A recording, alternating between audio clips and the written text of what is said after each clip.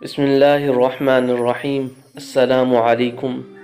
میاں بیوی کے درمیان محبت کا وظیفہ، کاروبار کی بندش کھولنے کا وظیفہ، پریشانی ختم کرنے کی دعا۔ البدایہ والنہایہ میں لکھا ہے کہ ایک آیت ایسی ہے جس کے بارے میں کہا گیا ہے کہ اس میں اسم اعظم ہے۔ اس آیت میں 10 قاف ہیں، تو جو اس آیت کو اپنا معمول بنا لے اسے بے شمار فوائد حاصل ہوں گے۔ قارئین اس آیت کو اپنی زندگی کا حصہ بنا لیں۔ ہر روز صبح و شام صرف ایک مرتبہ پڑھنا ہے اور پھر اس کی کرامات اپنی زندگی میں جاگتی آنکھوں کے ساتھ خود دیکھیں۔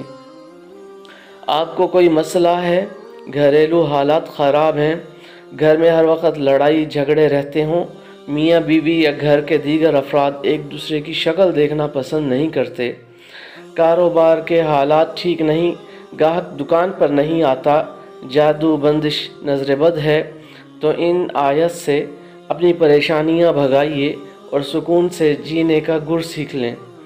اس آیت کی تاثیر کا ایک عجیب واقعہ بھی روایات سے ملتا ہے۔ وہ یہ ہے کہ ایک بادشاہ کو اپنے وزیر سے سخت دشمنی تھی۔ ایک روز بادشاہ نے جلاد کو حکم دیا کہ جب وزیر آئے تو میں تجھے اشارہ کروں گا، تم اس کی گردن اڑا دینا۔ مگر تعجب کی بات ہے کہ جب وزیر بادشاہ کے سامنے آیا تو بادشاہ کا سارا غصہ محبت میں بدل گیا اور جلاد کو اشارہ کر کے کہا کہ واپس چلا جائے۔ پھر کئی روز تک ایسا ہی ہوتا رہا۔ جب وزیر غائب ہو جاتا بادشاہ اس کے قتل کا حکم دیتا اور وزیر جیسے ہی سامنے آتا اس کا غصہ محبت میں بدل جاتا۔ ایک روز بادشاہ نے وزیر سے کہا میں تجھ سے ایک سوال کرتا ہوں، سچ سچ بتانا۔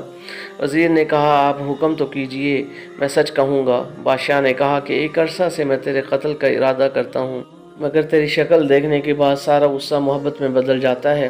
تو بتا اس کا راز کیا ہے؟ سچ کہہ دے، خوف نہ کر، اس لیے کہ میں تجھے معاف کر چکا ہوں۔ وزیر نے کہا حضور، میرے استاد نے مجھے ایک آیت ہمیشہ پڑھنے کی تلقین کی تھی اور فرمایا تھا اس آیت میں 10 قاف ہیں، تو جو اس آیت کو طلوع آفتاب اور غروب آفتاب سے پہلے پڑھے گا سب لوگ اس پر مہربان ہوں گے۔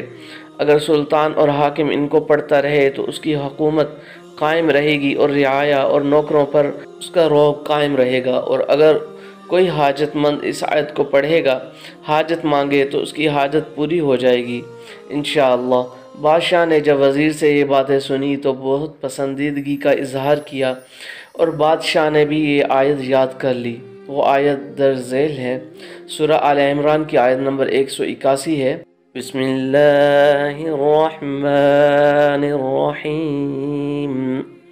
لقد سمع الله قول الذين قالوا إن الله فقير ونحن أغنياء سنكتب ما قالوا وقتلهم الأنبياء بغير حق ونقول ذوقوا عذاب الحريق۔ صدق اللہ العظیم۔